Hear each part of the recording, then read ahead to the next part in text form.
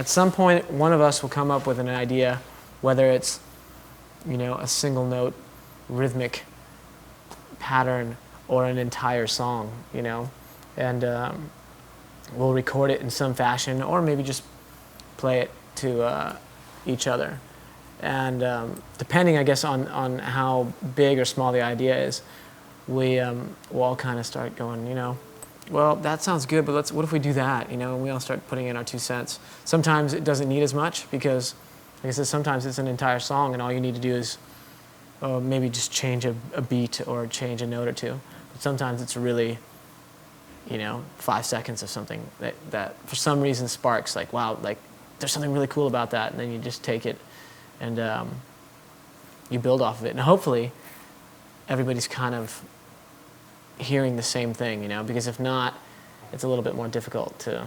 We've never been like a jam band, I know that. I know even from day one, it's not like we would sit around and start playing a riff idea and then it would turn into a song. I mean, it's happened, but very few and far between. What'll happen is something might, one of us might be playing something, or Chris could be playing a beat, in between a song, like say we're playing Crawling in the Dark, and then in between Crawling in the Dark and the letter, Chris plays a drum beat, and that drum beat, and over that drum beat I start playing something in Doug's ears, maybe, and then that might turn into a verse, but not right that minute. It might later, like we'll pull out our phone, record the idea real quick, and then maybe somebody goes home and it turns into a song, Or maybe I'll start playing something and Chris will just start jamming over it, and that turns into a chorus of the song. It's happened so many different ways, But never have we taken like this idea and like, let's just jam on that and see where it goes. No, but back in the day, but actually we can't. We had to actually back in like the late '90s. I mean, we had to. We didn't have anything to record on except for a 4-track, and you only had 4 tracks, and then you could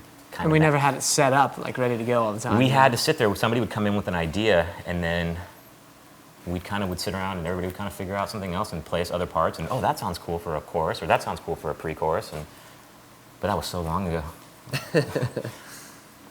Yeah. How can you not at this point? It's like you buy a Mac laptop and you have a recording setup. Yeah, you've got a recording studio right in there. What are you using now? Everything. I use GarageBand, Pro Tools. I've used Logic, but mostly Pro Tools and GarageBand for myself. What about you guys? Mostly GarageBand because I don't get too in depth with my demos. I'm still going, well, if the song's crap, I can make this thing sound amazing with all the all the cool gizmos, but. For what I mainly focus on, I don't need too much except something to capture like the essence of the song. Same, GarageBand, Pro Tools, but mostly Pro Tools, and then like more recently Logic. Because Logic is basically like GarageBand on crack.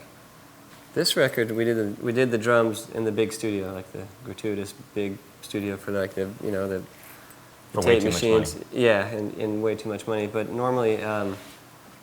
Everything else that we did was done at Bay 7, which is a smaller studio in the valley. It's a nice studio. They have great equipment, but it's not like this ungodly thing.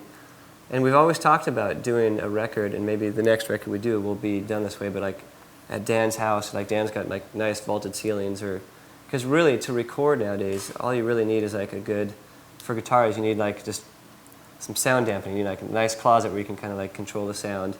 For drums is really the only thing that you really need like a studio for nowadays. No, honestly, I've done everything from singing into the built-in mic on the computer, to just basic like Shure SM58s, or like I don't have like some dope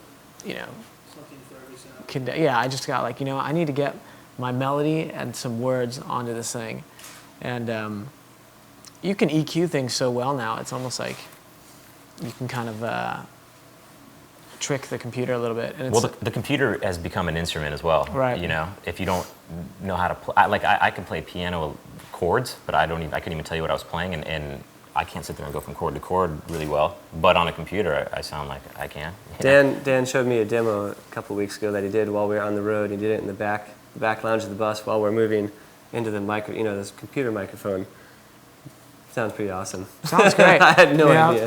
Like I said, at least for most of the stuff we're doing, it's not like we're going, we need to have this sound amazing because it's going to be put out. It's really just for our own reference, like to kind of, so we can show each other the gist or the idea of a song. It's kind of how writing gets done. Also, it's part of the writing process too. Mm-hmm.